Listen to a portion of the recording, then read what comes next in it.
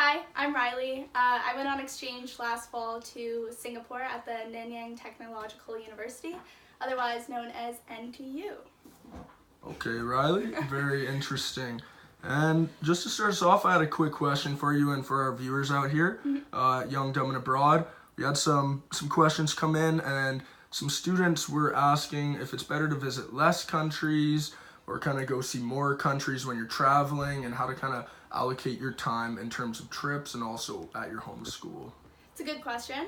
I'd say personally there's like a kind of a balance that you need to find. So it's really important to get to know your school and really like build a social network at that school, because it's really the only time you're ever going to be living abroad, not just traveling. So the way I kind of did it was doing 1 month at the school or in Singapore, and then 1 month of traveling. So I do quick weekend trips all throughout the month. And I found it best to kind of keep those trips short, because you don't really want to overdo it. Like, you know, it's just tiring to travel like on big 1 week trips.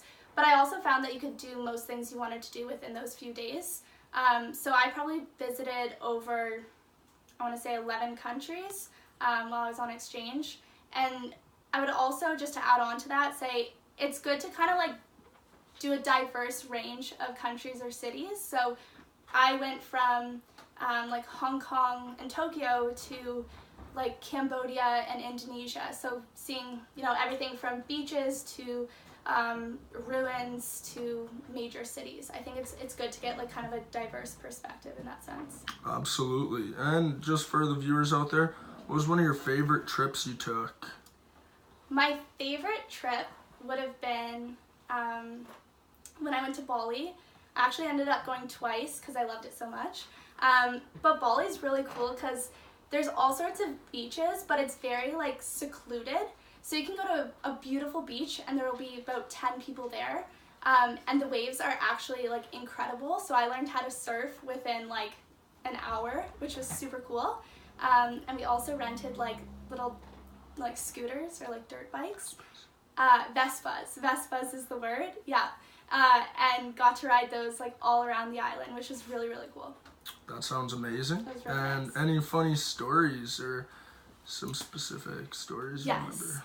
So my biggest takeaway from exchange is always to check the weather.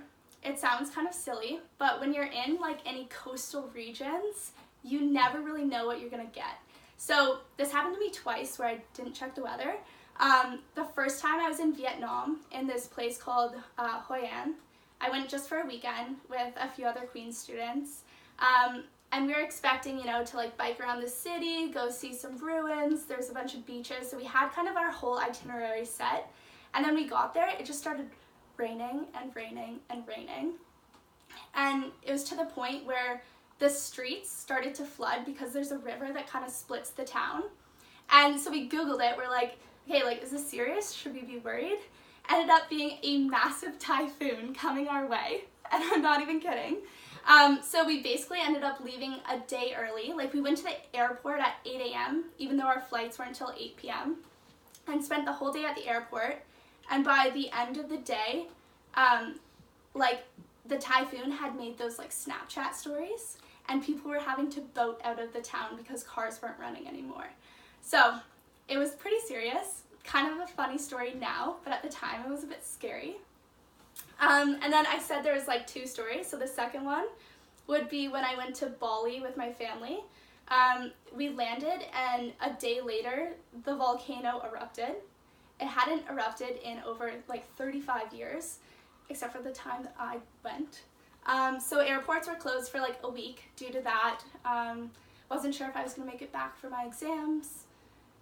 And that was also stressful. So in the end, I would just say, check the weather. It's important. Sounds great. Thank you for stopping in, Rylee.